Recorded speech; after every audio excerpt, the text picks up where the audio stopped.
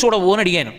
పూర్వం చూసేవాడినండి, మా నాన్నగారు సముద్రంలో 8 నెలల పాటు కష్టపడి ప్రయాణం చేస్తారు.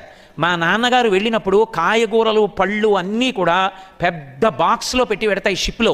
అకస్మాత్తుగా షిప్లో ఎవరైనా చచ్చిపోతే అదే బాక్స్లో మళ్ళీ పడుకోబెడతారు. ఆ శవంతో పాటే ఉన్న కూరల్ని కడిగి వండుతారు. మా నాన్నగారు మా కోసమని ఆ కూరలు తింటారు. కావలసినట్టు వండి పెట్టేవాడు ఉండడండి. మా నాన్నగారికి కడుపులో తిప్పితే వైద్యుడు ఉండడు. సముద్రంలో నీళ్లే తీసుకుని ఆ ఉప్పు నీళ్లు తాగుతారు. తాగితే కడుపులో తిప్పి వాంతులు అవుతాయి. అలాగే కడుపు శుభ్రం చేసుకుంటారు. ఇంటికి దూరంగా ఎప్పుడో శాటిలైట్ ఫోన్ దొరికితే ఓడలో వెడుతూ సముద్ర మధ్యంలోంచి మాట్లాడుతుంటారు. మా నాన్నగారు ఇంత త్యాగం చేసి డబ్బు సంపాదిస్తున్నది మా కోసం.